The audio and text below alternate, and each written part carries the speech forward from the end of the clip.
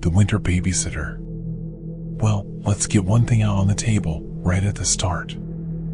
I recognize that this explanation here is likely going to be fairly difficult for you all to believe, and the last thing I want to do is make this even harder to swallow by beating around the bush.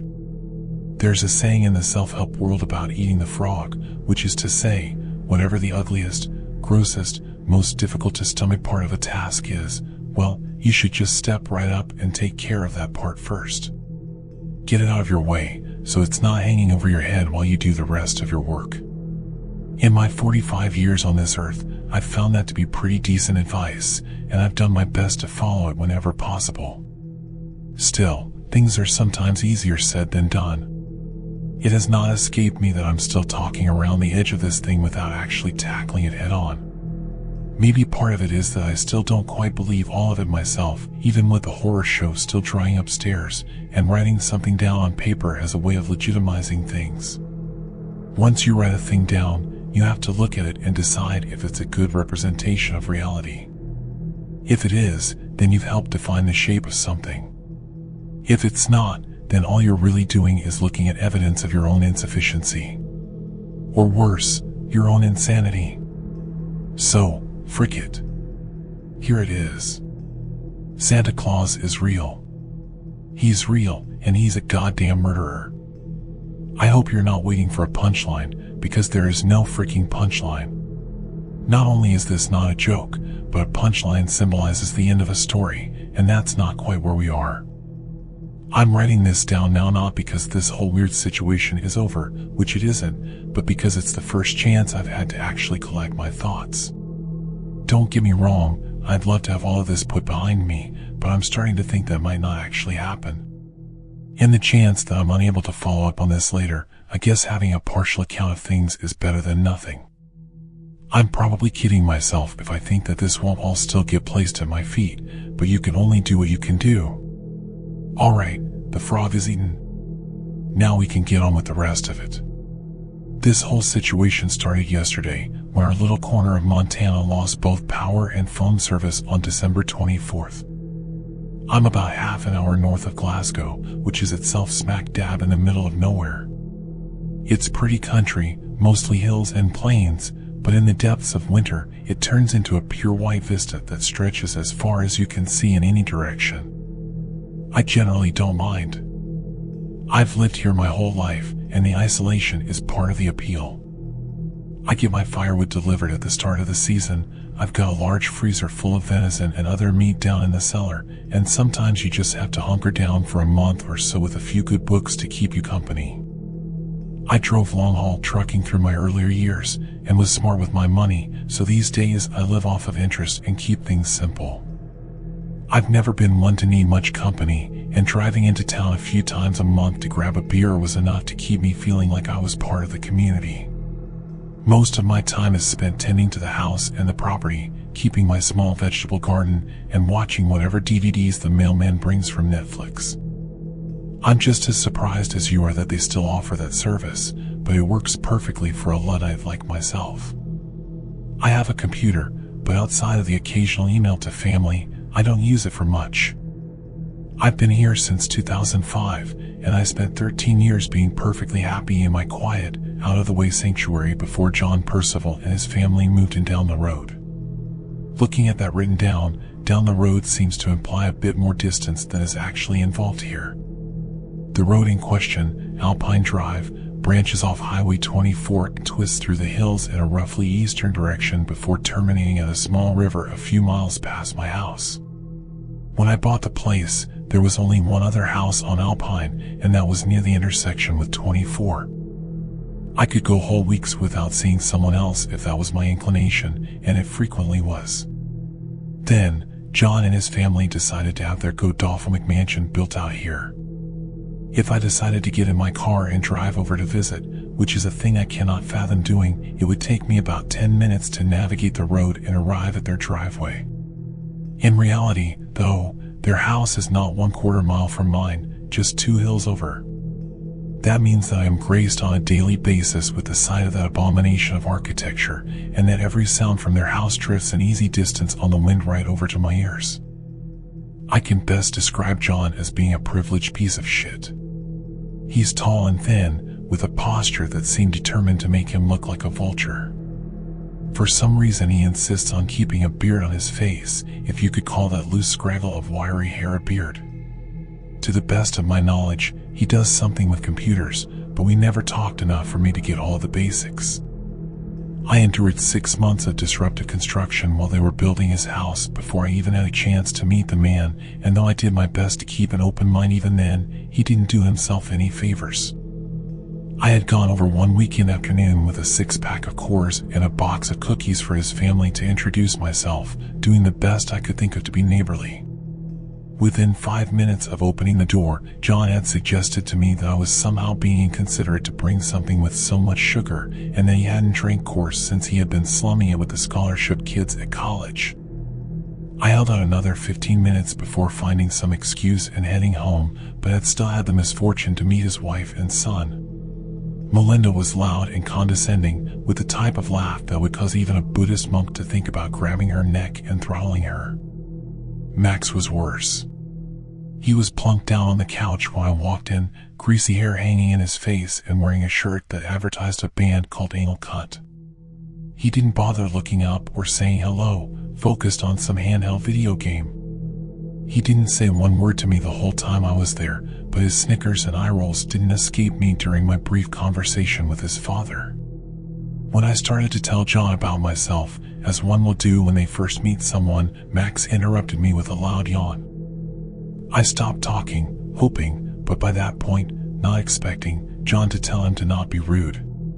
Instead, Max turned to his dad and asked, "What smells like shit?" before shifting his eyes back to me. "Well, I was working in my garden a bit earlier." "You might be smelling some of the compost from that," I replied. Max looked at me a moment longer, then turned back to his dad.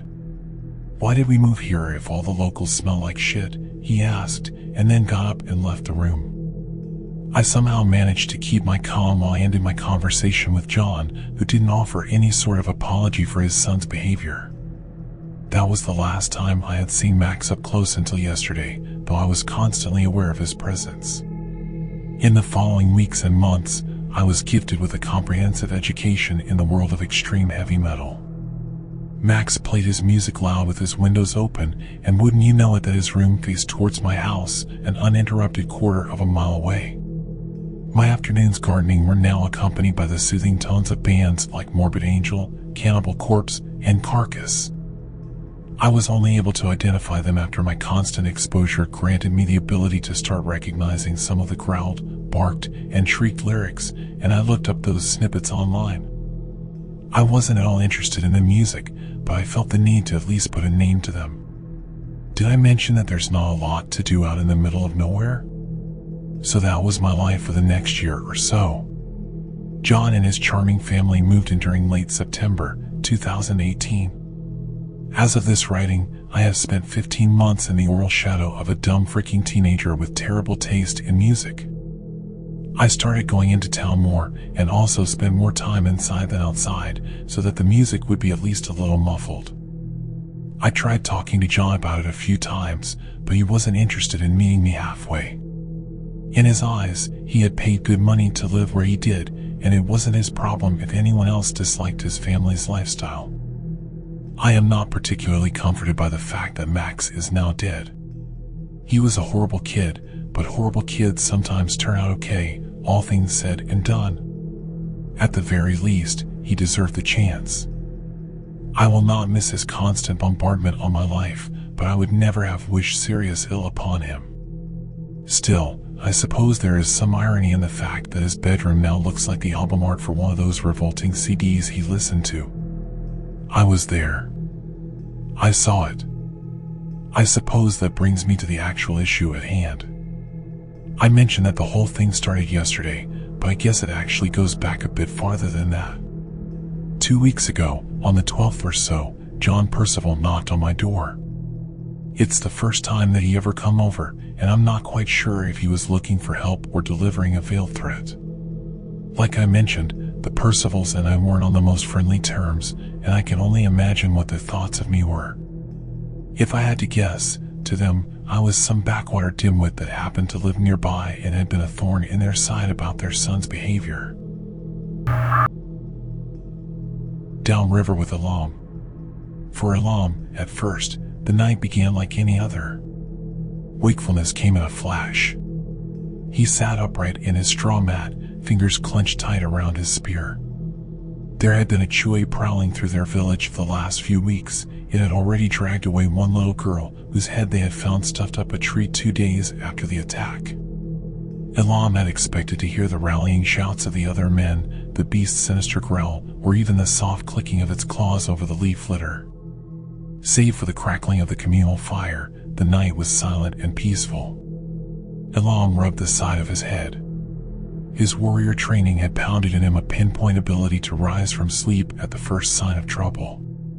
Some intrusion had to have woken him up.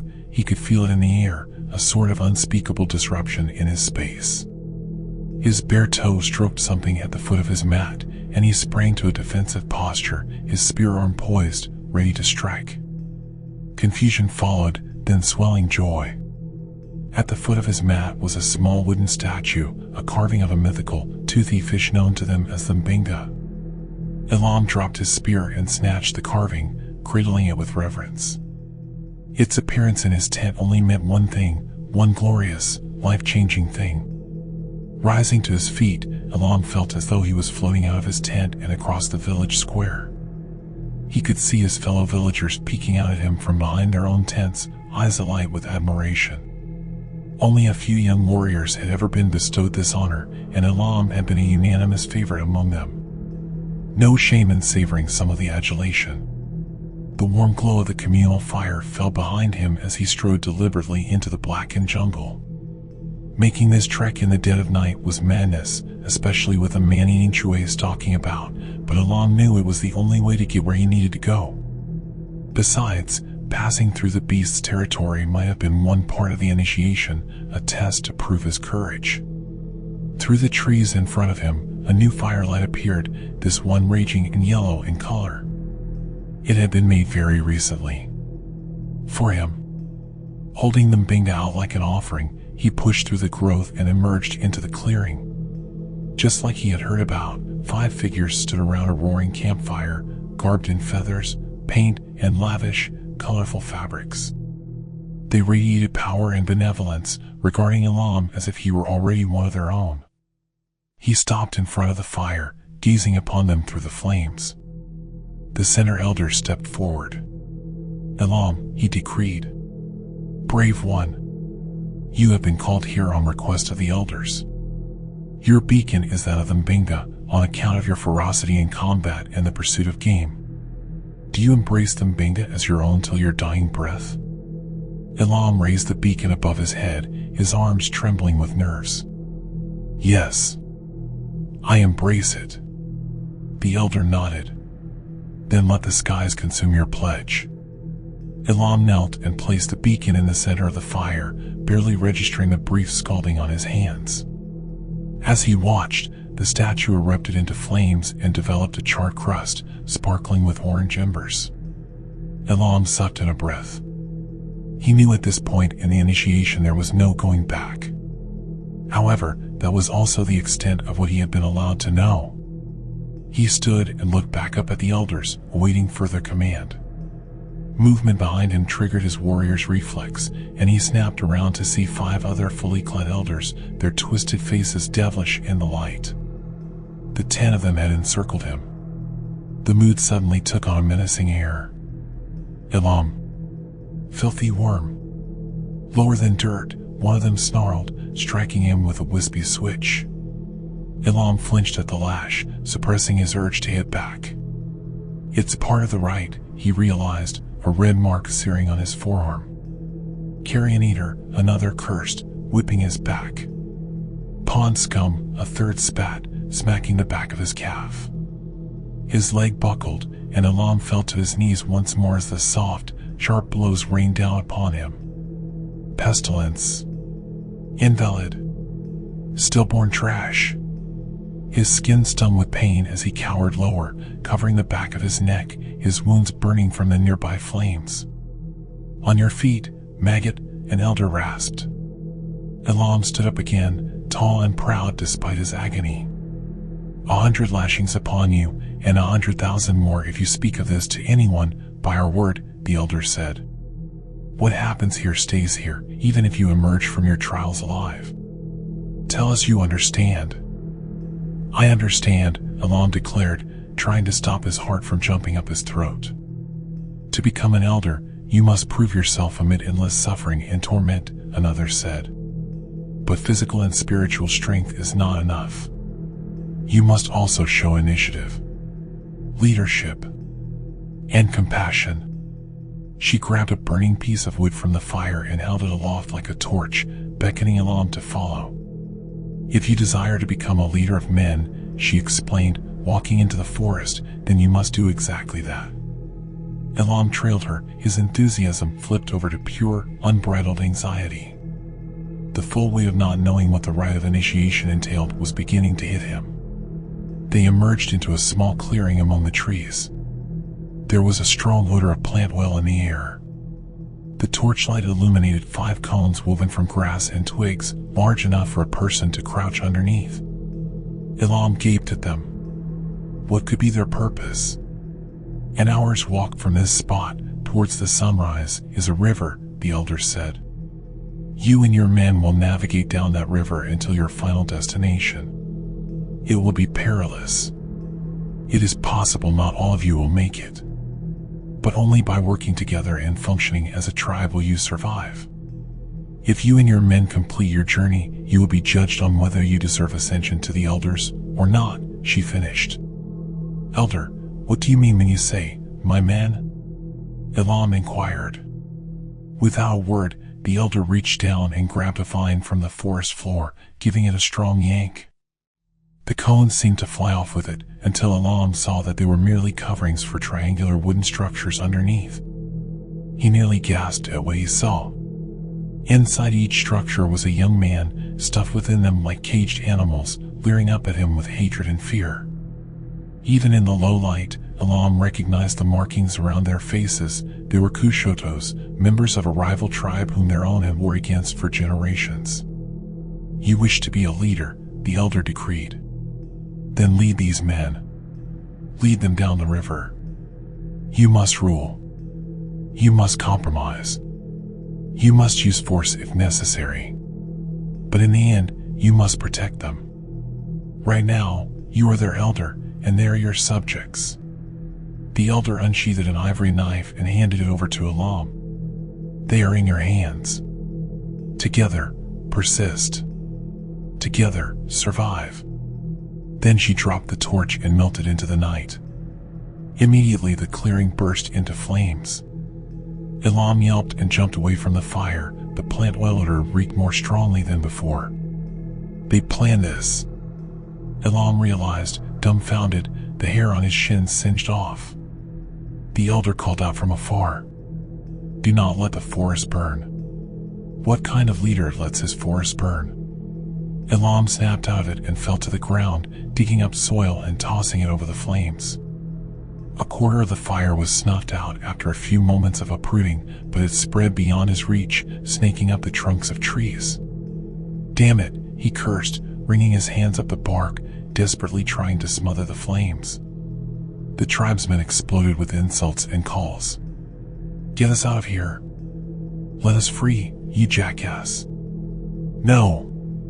Let us help. Elam nearly exploded with epiphany. He abandoned the tree and vaulted the flames, swiping his knife across the vines that bound the cages. One by one, the wooden structures collapsed, and the young tribesmen broke out of them. Ignoring him, they rushed over to the fires and stomped, dug up, or flattened themselves over the flames. Elam darted among them, quelling whatever flames had engulfed the tree trunks. Slowly, the firelight began to die, until there was nothing left except the smell of smoke and burnt hair. Elam couldn't see anyone, but the sounds of their breathing suggested there were no serious injuries. Well, one of them called out, any last words, you barbarous wretch? No, Kabaloo, another one yelled. He is armed. He will gut you like a fish. 5 against 1. We can take him. Stop. If we go with him on his journey, then the rest of us will be freed. That's what the woman told us. Imani, you impotent mouth breather, a third voice spoke up. He is of the Cassini tribe. What do they know about grace or integrity? The moment we let our guard down, he will butcher us and devour our hearts. Kabunji, you are blinded by hate, a fourth, calmer voice said. Whatever these Cassinis have planned for us, the only way we will survive is if we stick together. I'm afraid we don't have a choice. Cassinis frick their mothers, he will frick us too. Kabalu protested. We can escape. We can run. Come on, let's run. There was the sound of fleeing footsteps, which slowly faltered upon realizing no others had joined him. Are you kidding me right now? Kabalu said, exasperated. Put it to a vote, the fourth Kushoto said. Majority rule. Either we go with him, or we attack and flee. All in favor of going with him? Imani, said Imani, thumping his bare chest. Lamba, the fourth voice concurred, thumping his own chest. There was a brief silence until Lamba spoke again. Attack and flee? Kabalu. Kabunji. Two chest thumps, tying the vote. Caught up in his stupor, Elam realized the fifth Kushoto hadn't said anything yet. Fibula, Lamba said. What is your vote? What followed was a throaty, guttural croak, like wood rocks grinding against each other. The fifth man descended into a gunky coughing fit. Speak, Kabalu demanded. Give us a sign. Anything at all. Fibula prostrated before them, rasping again, unable to articulate. It has gotten very bad, Imani commented. Soon it will reach his brain.